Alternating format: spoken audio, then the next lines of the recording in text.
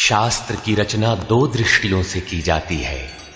एक तो सामाजिक व्यवस्था और संस्कृति को कायम रखना, जिससे लोग पूर्वजों के पद चिन्हों का अनुकरण कर सकें, तथा दूसरा ये कि वे शाश्वत शांति को प्राप्त कर लें। रामचरितमानस, बाइबल, कुरान इत्यादि में दोनों पक्षों का समावेश है, किंतु भौतिक दृष्टि प्रधान होने के कारण मनुष्य समाजोपयोगी व्यवस्था को ही पकड़ पाता है। आध्यात्मिक सूक्तियों को भी वो सामाजिक व्यवस्था के ही संदर्भ में देखने लगता है। कहता है कि ऐसा तो शास्त्र में लिखा है। इसीलिए वेद व्यास ने दोनों के लिए एक ही ग्रंथ महाभारत लिखते हुए भी आध्यात्मिक क्रिया का संकलन गीता के रूप में अलग से किया, जिससे कि लोग इस मूल कल्याण पथ में भ्रांति का मिश्रण न कर सके। उन्हीं आध्यात्मिक मूल्यों के साथ प्रस्तुत है गीता का दिव्य संदेश।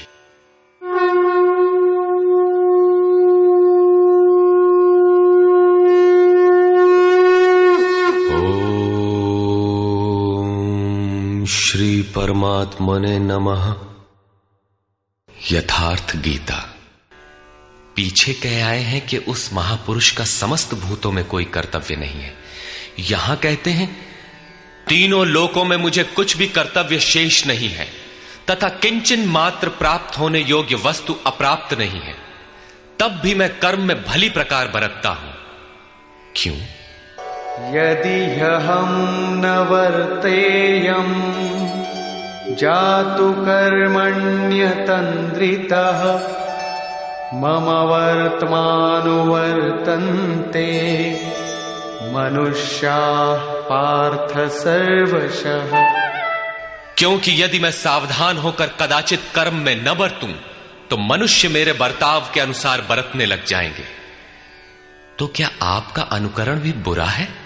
श्री कृष्ण कहते हैं हां।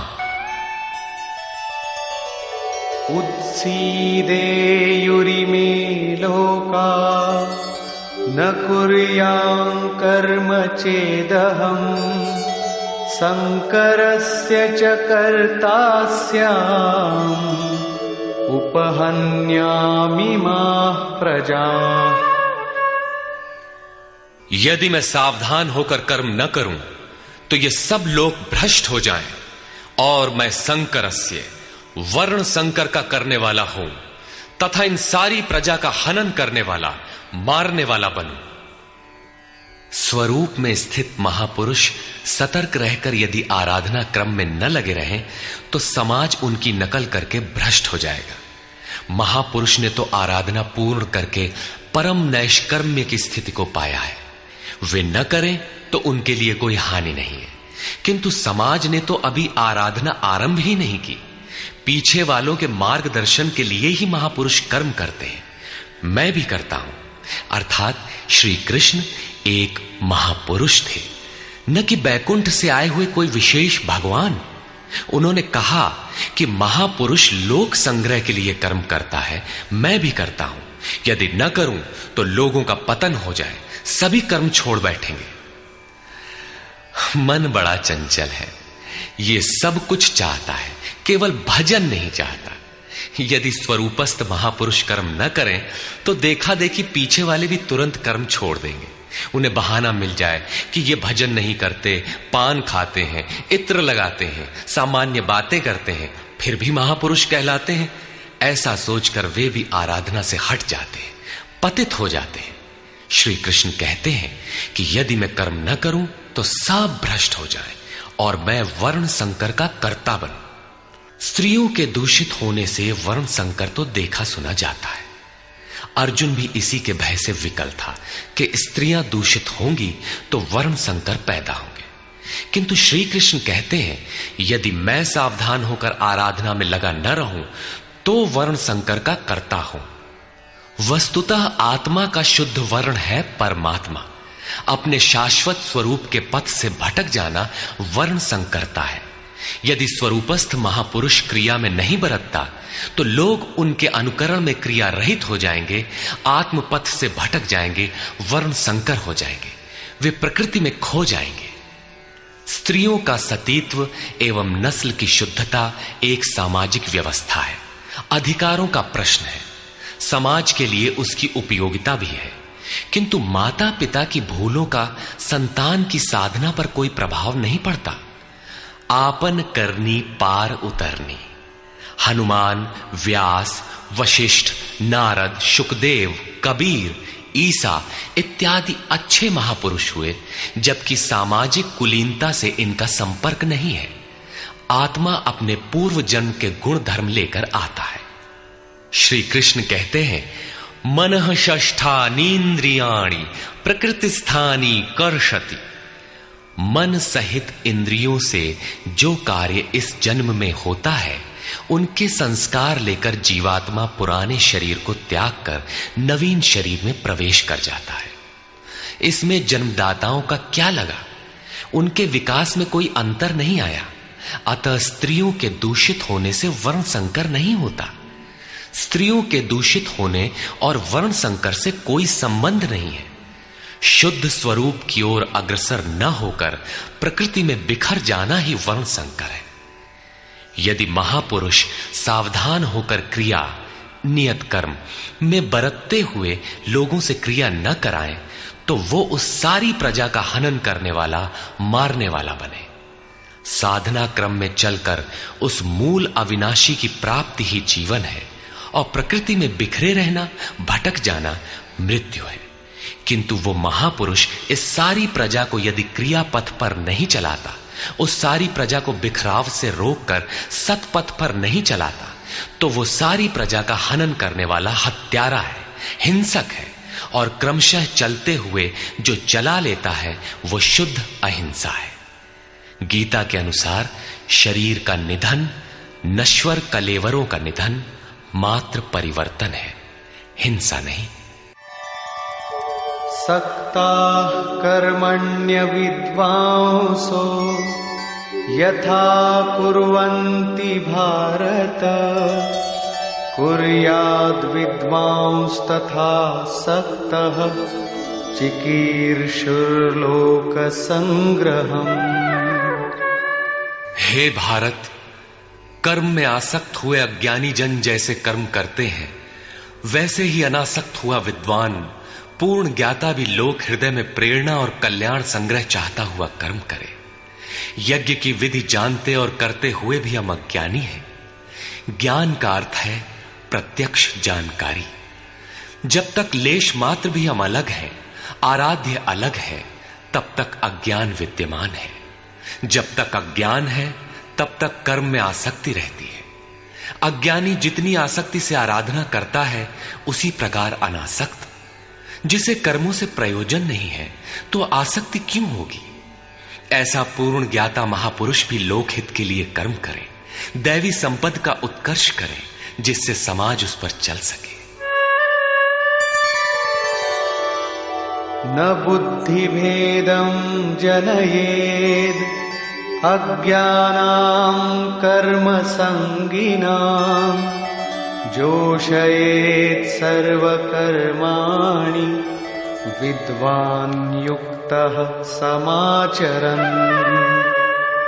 ज्ञानी पुरुषों को चाहिए कि कर्मों में आसक्ति वाले अज्ञानियों की बुद्धि में भ्रम न पैदा करें। अर्थात स्वरूपस्थ महापुरुष ध्यान दें कि उनके किसी आचरण से पीछे वालों के मन में कर्म के प्रति अश्रद्धा न उत्पन्न हो जाए। परमात्म तत्व से संयुक्त महापुरुष को भी चाहिए कि स्वयं भली प्रकार नियत कर्म करता हुआ उनसे करावे। यही कारण था कि पूज्य महाराज जी वृद्धावस्था में भी रात के 2 बजे ही उठकर बैठ जाएं, खांसने लगे। 3 बजे बोलने लगे, उठो मिट्टी के पुतलो।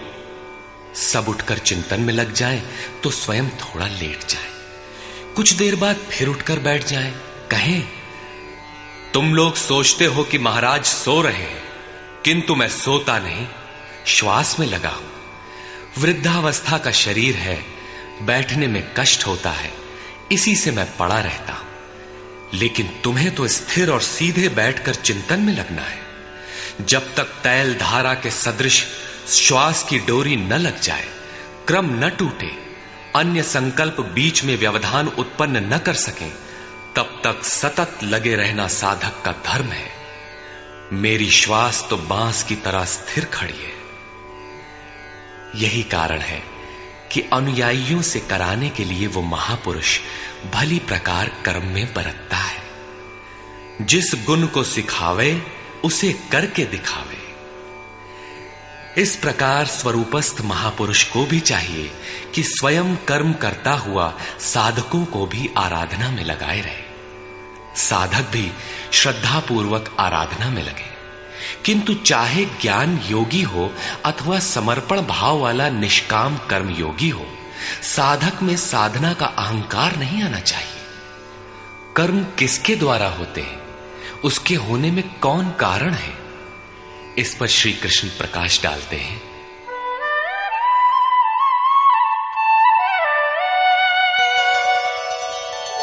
प्रकृते क्रियमाणानि गुणैः कर्माणि सर्वशः अहंकार विमूढ़ात्मा कर्ताहमिति मन्यते। आरंभ से पूर्ति पर्यंत संपूर्ण कर्म प्रकृति के गुणों द्वारा किए जाते हैं।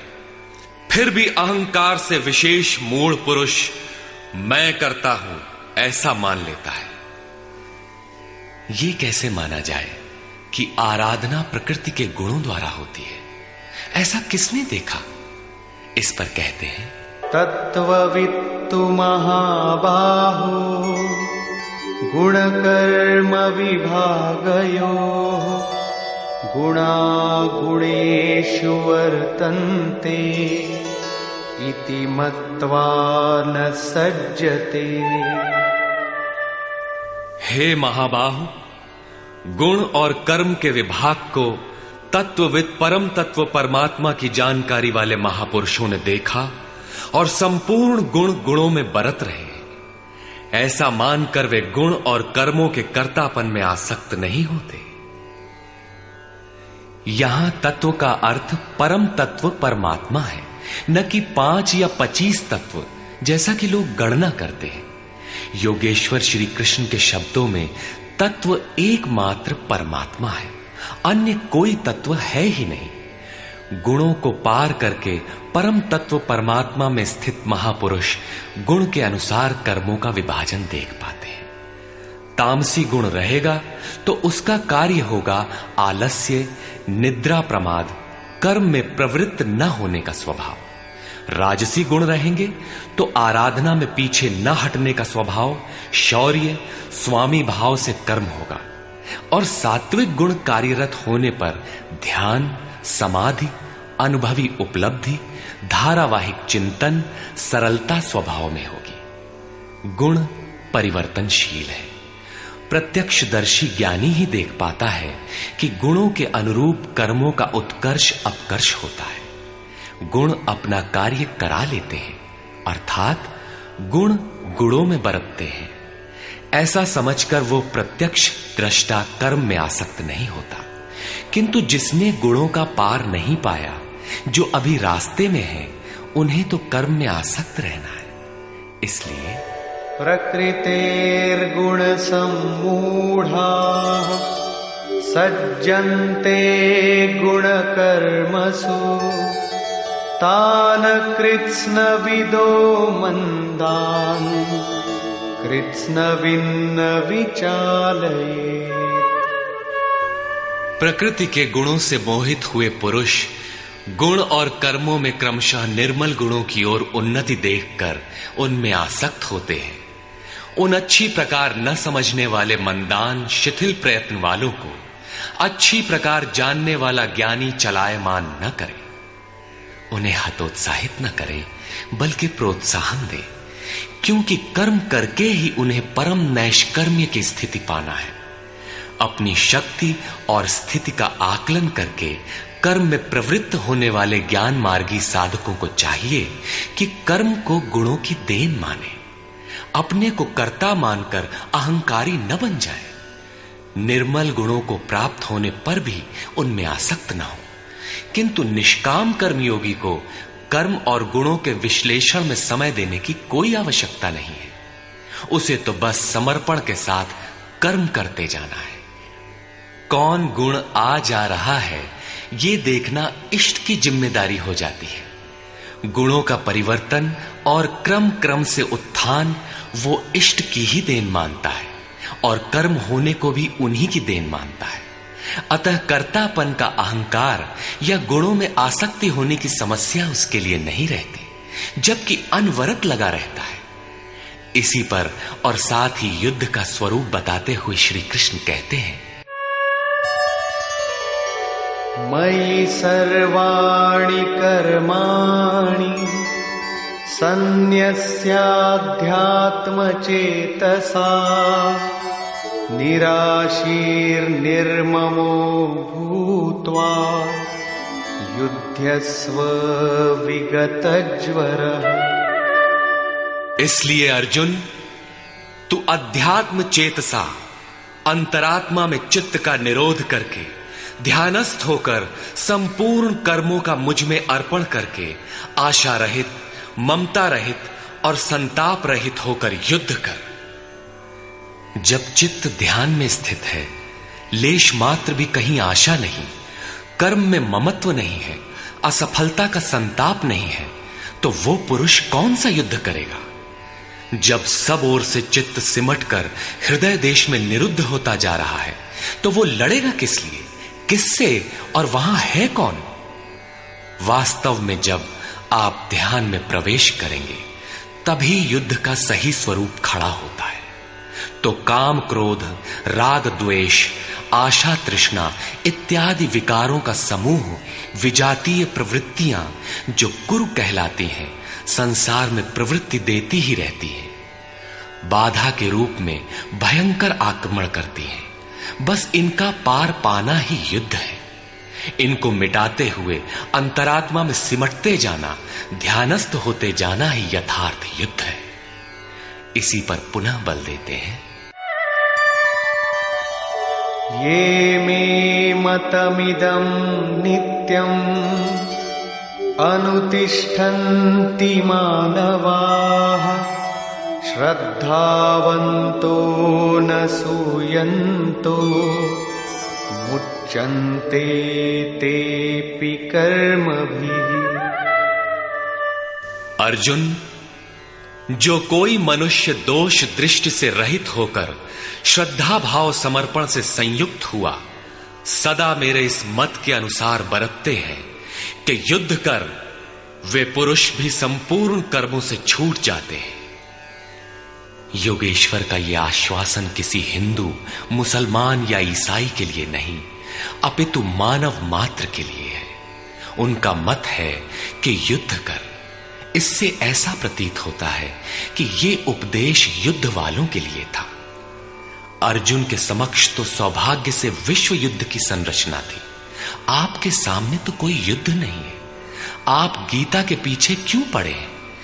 क्योंकि कर्मों से छूटने का उपाय तो युद्ध करने वालों के लिए है, किंतु ऐसा कुछ नहीं है। वस्तुतः ये अंतर्देश की लड़ाई है। क्षेत्र और क्षेत्रज्ञ का, विद्या और अविद्या का, धर्म क्षेत्र और कुरुक्षेत्र का संघर्ष है। आप ज्यों-ज्यों ध्यान में चित्त का निरोध करेंगे, विजातीय प्रवृत्ति बाधा के रूप में प्रत्यक्ष होती है, भयंकर आक्रमण करती है। उसका शमन करते हुए चित्त का निरोध करते जाना ही युद्ध है। जो दोष दृष्टि से रहित होकर श्रद्धा के साथ इस युद्ध में लगता है, वो कर्मों के बंधन से, आवागमन से भली प्रकार छुटकारा पा जाता है। जो इस युद्ध में प्रवृत्त नहीं होता, उसकी क्या गति होती है? इस पर कहते हैं,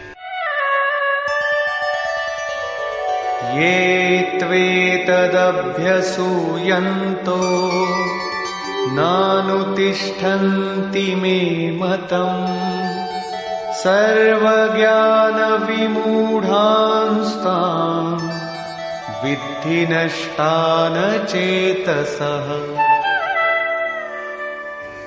जो दोष दृष्टि वाले अचेतसः, मोह निशा में अचेत लोग मेरे इस मत के अनुसार नहीं बरतते, अर्थात ध्यानस्थ होकर आशा, ममता, संताप रहित होकर समर्पण के साथ युद्ध नहीं करते।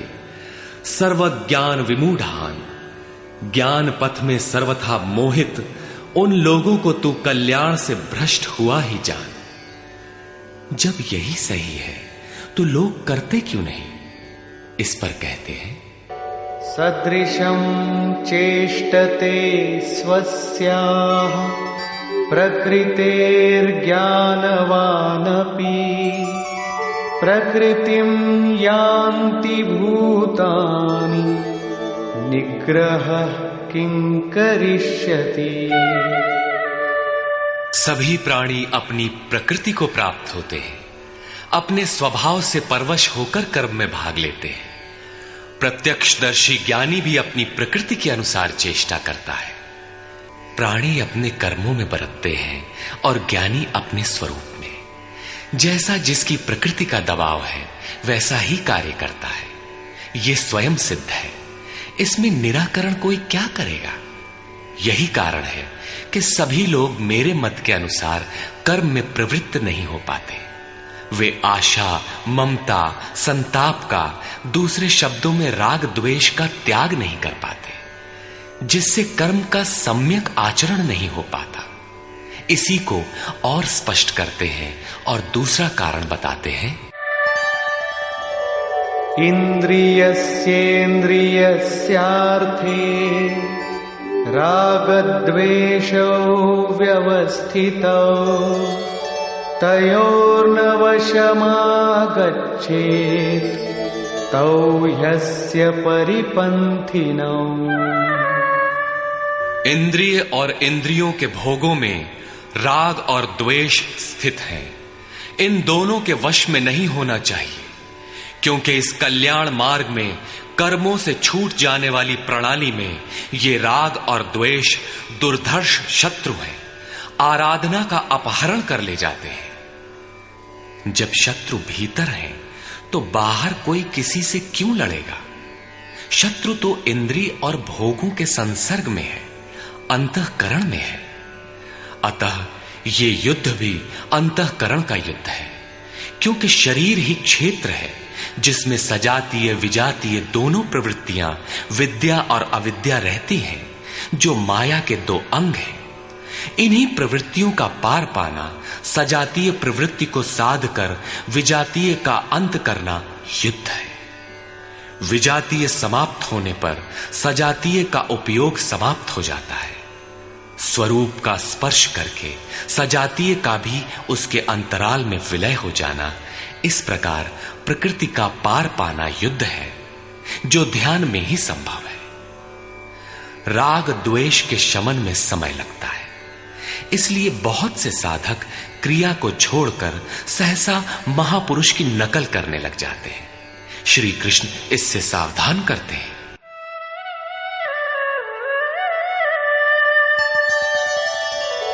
श्रेयान् स्वधर्मो विगुणः परधर्मात् स्वनुष्ठिता स्वधर्मे निधनं श्रेयः परधर्मो भयावह।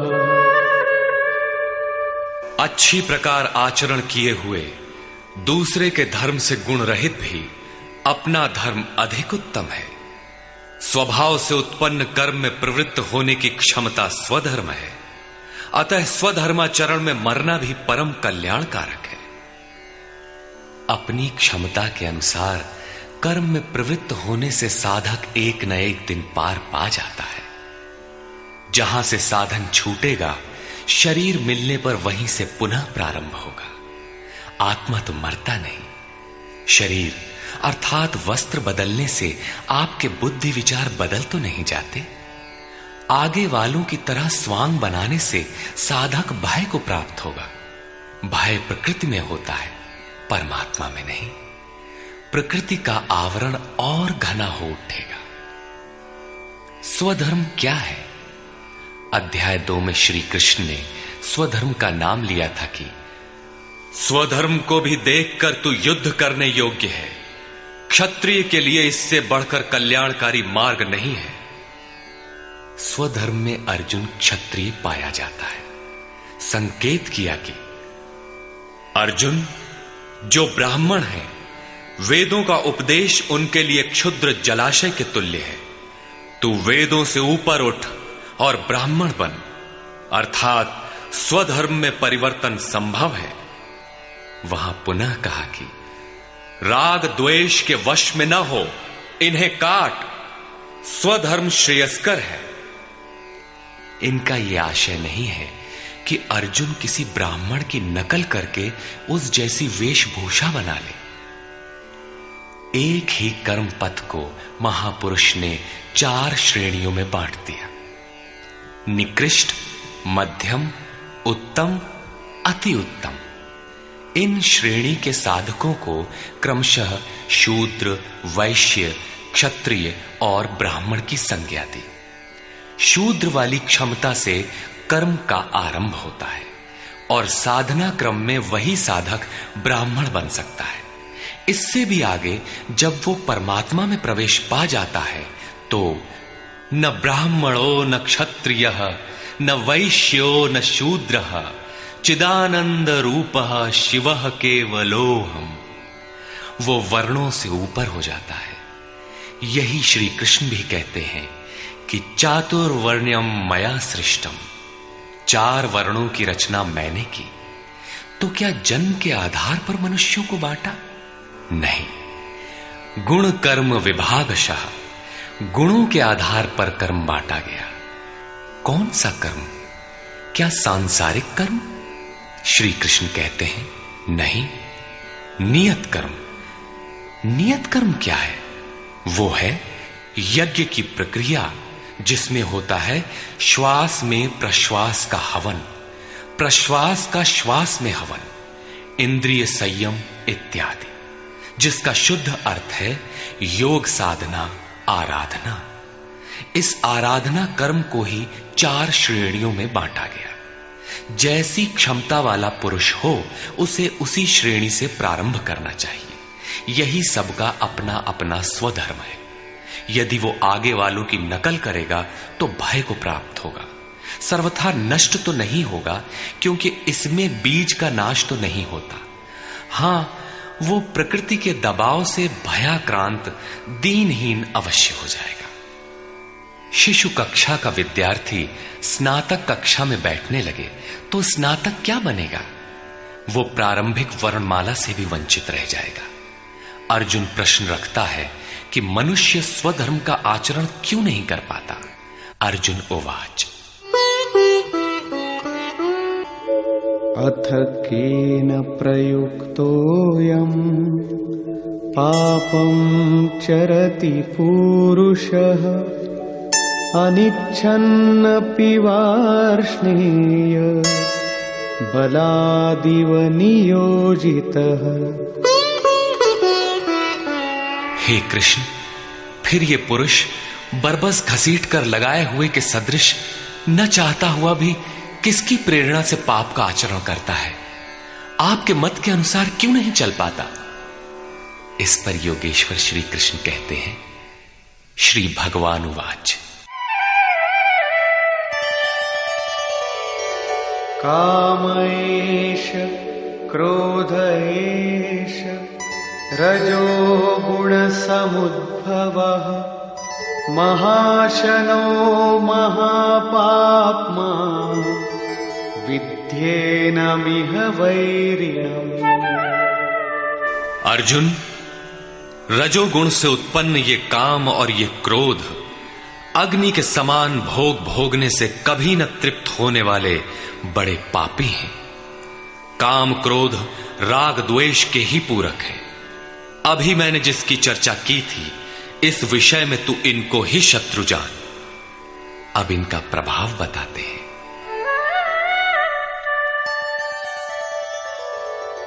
धूमेनाव्रियते वह्निः यथादर्शो मलेन च यथोल्बेनावृतो गर्भः तथा तेनेदमावृतम्।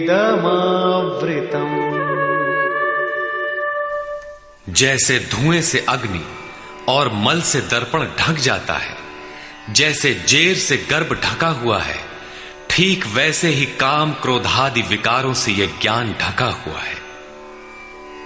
भीगी लकड़ी जलाने पर धुआं ही धुआं होता है। अग्नि रहकर भी लपट का रूप नहीं ले पाता। मल से ढके दर्पण पर जिस प्रकार प्रतिबिंब स्पष्ट नहीं होता, झिल्ली के कारण जिस प्रकार गर्भ ढका रहता है, वैसे ही इन विकारों के रहते परमात्मा का प्रत्यक्ष ज्ञान नहीं होता।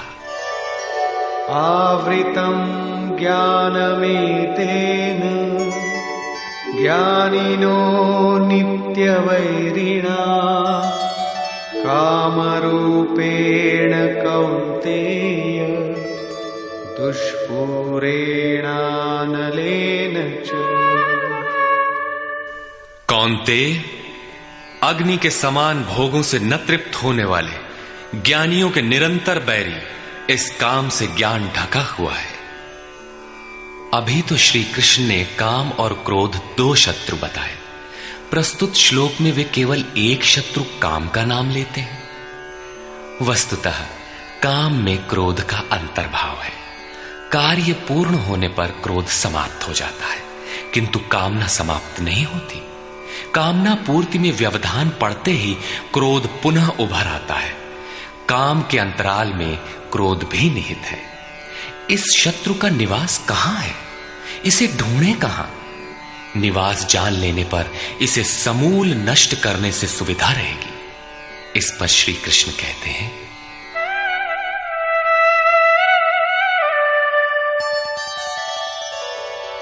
इंद्रियाणि मनो बुद्धि अस्याधिष्ठानमुच्यते एतैर्विमोहयत्येष ज्ञानमावृत्य देहिनम्। इंद्रियां, मन और बुद्धि इसके वास स्थान कहे जाते हैं। ये काम इन मन, बुद्धि और इंद्रियों के द्वारा ही ज्ञान को आच्छादित करके जीवात्मा को मोह में डालता है। तस्मात् त्वमिन्द्रियाण्यादौ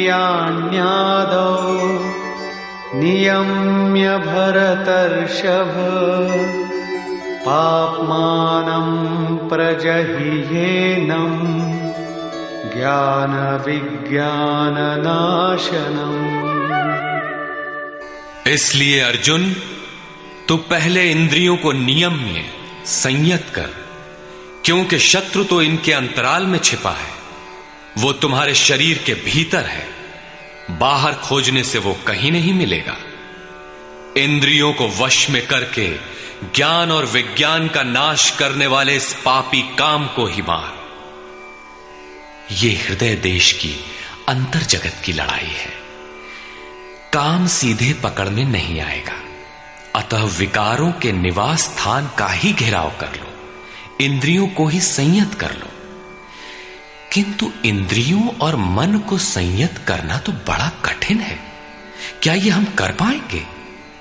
इस पर योगेश्वर श्री कृष्ण आपकी सामर्थ्य बताते हुए प्रोत्साहित करते हैं।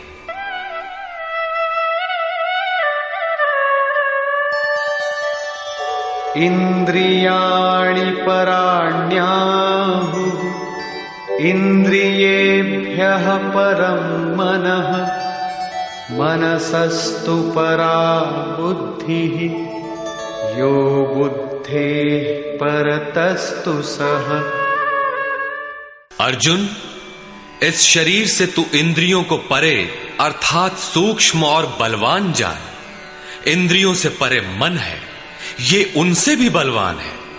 मन से परे बुद्धि है, और जो बुद्धि से भी अत्यंत परे है वो तुम्हारा आत्मा है, वही हो तुम। इसलिए इंद्रियों, मन और बुद्धि का निरोध करने में तुम सक्षम हो।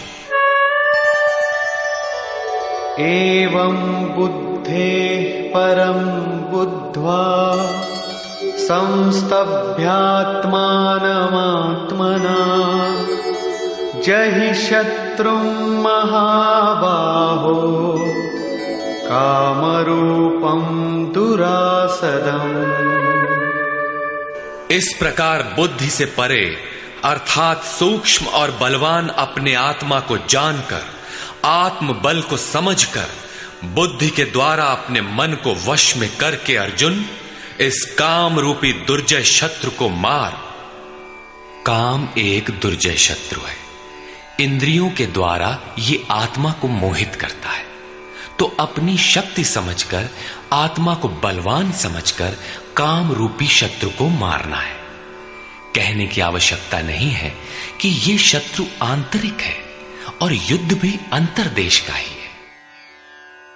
निष्कर्ष, बहुधा गीता प्रेमी व्याख्याताओं ने इस अध्याय को कर्मयोग का नाम दिया है, किंतु यह संगत नहीं है।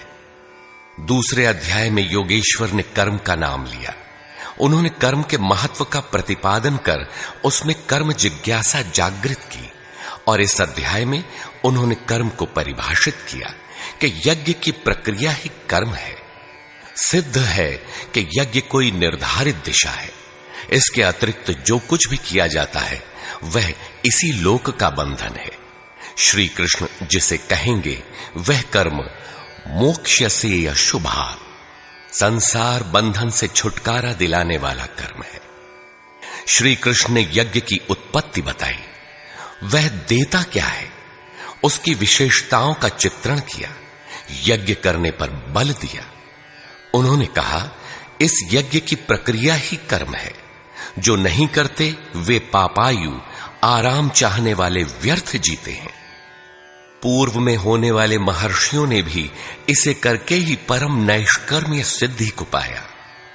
वे आत्मतृप्त हैं, उनके लिए कर्म की आवश्यकता नहीं है। फिर भी पीछे वालों के मार्गदर्शन के लिए वे भी कर्म में भली प्रकार लगे रहते थे। उन महापुरुषों से श्री कृष्ण ने अपनी तुलना की कि मेरा भी अब कर्म करने से कोई प्रयोजन नहीं है, किंतु मैं भी पीछे वालों के हित के लिए ही कर्म में बरतता हूं। श्री कृष्ण ने स्पष्ट अपना परिचय दिया कि वे एक योगी थे। उन्होंने कर्म में प्रवृत्त साधकों को चलायमान न करने को कहा, क्योंकि कर्म करके ही उन साधकों को स्थिति प्राप्त करनी है। यदि नहीं करेंगे तो नष्ट हो जाएंगे। इस कर्म के लिए ध्यानस्थ होकर युद्ध करना है। आंखें बंद हैं, इंद्रियों से सिमटकर चित्त का निरोध हो चला तो युद्ध कैसा। उस समय काम, क्रोध, राग, द्वेष बाधक होते हैं। इन विजातीय प्रवृत्तियों का पार पाना ही युद्ध है। आसुरी संपद कुरुक्षेत्र विजातीय प्रवृत्ति को शनैः शनैः छांटते हुए ध्यानस्थ होते जाना ही युद्ध है। वस्तुतः ध्यान में ही युद्ध है। यही इस अध्याय का सारांश है, जिसमें न कर्म बताया न यज्ञ। यदि यज्ञ समझ में आ जाए तो कर्म समझ में आए। अभी तो कर्म समझाया ही नहीं गया।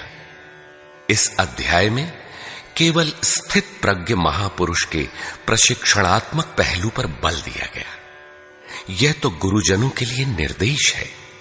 वे न भी करें तो उन्हें कोई क्षति नहीं, और न ऐसा करने में उनका अपना कोई लाभ ही है। किंतु जिन साधकों को परम गति अभीष्ट है उनके लिए विशेष कुछ कहा ही नहीं। तो यह कर्मयोग कैसे है?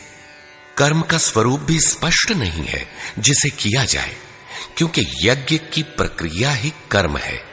अभी तक उन्होंने इतना ही बताया, यज्ञ तो बताया नहीं। कर्म का स्वरूप स्पष्ट कहां हुआ? हां, युद्ध का यथार्थ चित्रण गीता में यहीं पाया जाता है। संपूर्ण गीता पर दृष्टिपात करें तो अध्याय 2 में कहा कि शरीर नाशवान है, अतः युद्ध कर। गीता में युद्ध का यही ठोस कारण बताया गया। आगे ज्ञान योग के संदर्भ में क्षत्रिय के लिए युद्ध ही कल्याण का एकमात्र साधन बताया गया, और कहा कि यह बुद्धि तेरे लिए ज्ञान योग के विषय में कही गई। कौन सी बुद्धि? यही कि हार जीत दोनों दृष्टियों में लाभ ही है, ऐसा समझकर युद्ध कर। फिर अध्याय 4 में कहा कि योग में स्थित रहकर हृदय में स्थित अपने संशय को ज्ञान रूपी तलवार द्वारा काट। वह तलवार योग में है। अध्याय 5 से 10 तक युद्ध की चर्चा तक नहीं है। 11वें अध्याय में केवल इतना कहा कि ये शत्रु मेरे द्वारा पहले से ही मारे गए हैं। तू निमित्त मात्र होकर खड़ा भर हो जा, यश को प्राप्त कर। ये तुम्हारे बिना भी मारे हुए हैं, प्रेरक करा लेगा। तू इन मुर्दों को ही मार। अध्याय 15 में संसार सुविरूढ़ मूल वाला पीपल वृक्ष जैसा कहा गया, जिसे असंगता रूपी शस्त्र द्वारा काटकर उस परम पद को खोजने का निर्देश मिला। आगे के अध्यायों में युद्ध का उल्लेख नहीं है। हां, अध्याय 16 में असुरों का चित्रण अवश्य है जो नरकगामी है। अध्याय 3 में ही युद्ध का विशद चित्रण है। श्लोक 30 से श्लोक 43 तक युद्ध का स्वरूप, उसकी अनिवार्यता, युद्ध न करने वालों का विनाश, युद्ध में मारे जाने वाले शत्रुओं के नाम, उन्हें मारने के लिए अपनी शक्ति का आह्वान और निश्चय ही उन्हें काटकर फेंकने पर बल दिया। इस अध्याय में शत्रु और शत्रु का आंतरिक स्वरूप स्पष्ट है, जिनके विनाश की प्रेरणा दी गई है। अतः ओम तत्सदिति श्रीमद् भगवद गीता सूपनिषत्सु ब्रह्म विद्यायाम योग शास्त्रे श्री कृष्णार्जुन संवादे शत्रु विनाश प्रेरणा नाम तृतीयो अध्याय। इस प्रकार स्वामी अड़गड़ानंद कृत श्रीमद् भगवद गीता के भाष्य यथार्थ गीता का 3रा अध्याय पूर्ण होता है। हरि ओम तत्सत।